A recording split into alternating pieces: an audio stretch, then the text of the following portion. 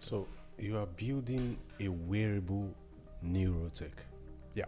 And talk to me about the early days of you talking to this idea to your neighbors or your friends.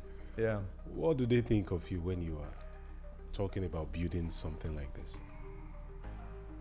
They're interested. I mean, it's new, it's novel. It's people are like, oh wow, I'm not really familiar with that sort of thing.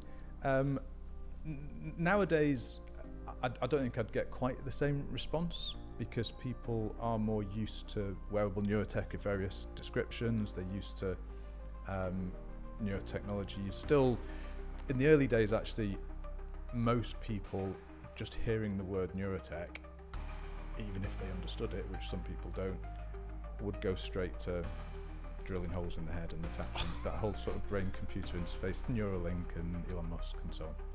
Because back then, and I mean still, but back then, that was very new. That was getting a lot of media coverage, so people were aware of that, and they would go straight to that. If I talked about what we were doing, they think, "Oh, is that like so and so?" It's like, we're not drilling holes in your head. So initially, it was. Yeah, I mean, it was good in a way that people weren't familiar. They were always interested. We've never been short of interest in what we're doing, but interest doesn't automatically mean you've got a successful business. So it's something that we've needed to manage very carefully and use to our advantage. Absolutely, if you're doing something new and novel and people always be interested in it, that's fantastic. But you still need to focus in on where you're going to find those first customers. For us, that's always been the challenge, because again, something new, it's not like we can say we're like that, we're going for that market and those individuals, and we can see our very, very direct competitors and we are different and better because of X, Y and Z. It's much simpler. For us, I'd never say we're unique, but we are pretty new and novel and different. In many ways, you could see us as creating a category in wearable neurotech, because there aren't many, and this is where it does start to get into us being somewhat unique. There aren't many wearable neurotech products which you would describe as genuinely being brain health and fitness trackers in the same way that a Fitbit or a Garmin is a physical health and fitness tracker, so designed to be worn for long periods of time, and tracking general wellness, I suppose, is what it boils down to.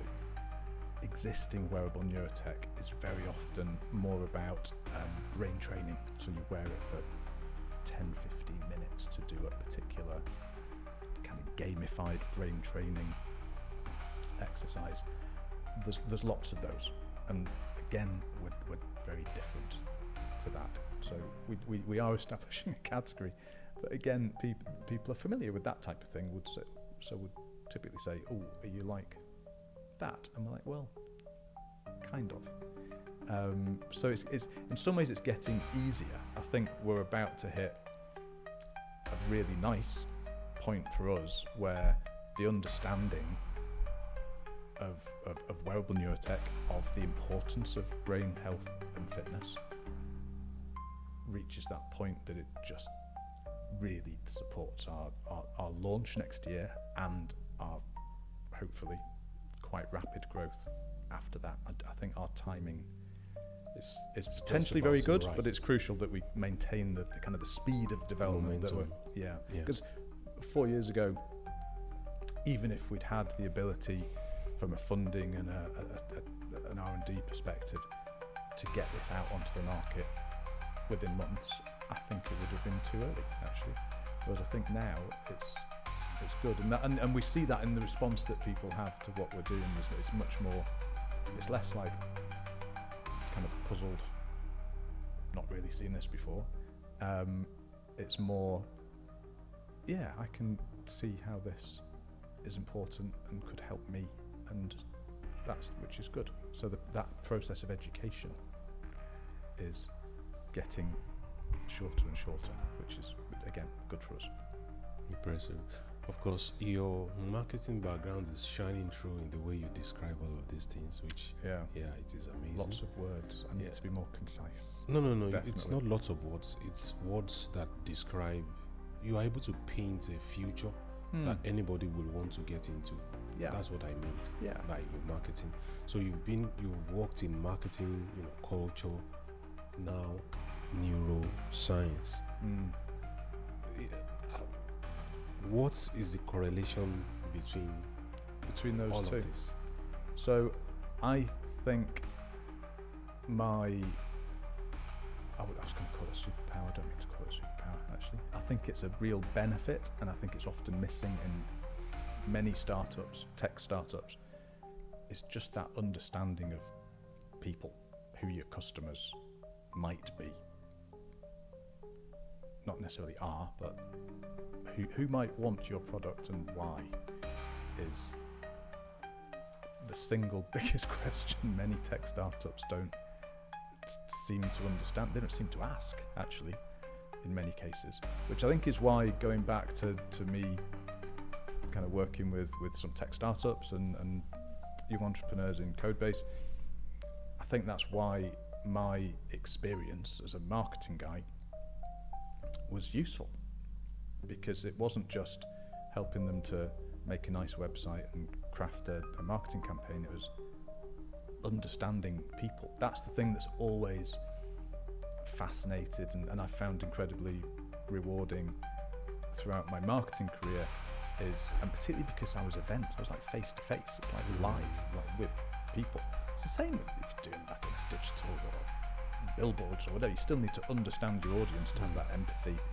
The big one for me actually is curiosity. I'm just curious about people, about what makes them tick.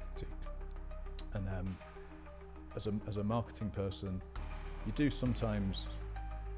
We were never selling people cigarettes or we did a little bit of work with alcohol brands, but generally I was comfortable with the brands that we were working with. I never felt like I'd sold my soul. But as a marketing person, you do sometimes sort of question, am I just trying to sell people stuff that they neither want nor really need? And I think that was possibly part of my midlife crisis. Although I would want to say to any of my former clients who are listening, it wasn't you. We'd worked with some great clients, loved it. But I just think it was I'd got to that age perhaps where I was looking for something a bit more. And even though FC Labs wasn't immediately a kind of purpose-driven business, I do think that was something I was looking for, as well as producing something physical, like something tangible. I think I'd been missing as well. But that curiosity about people and that empathy, I think, is a good word for it too, in what makes a good marketeer is crucial for a successful tech startup.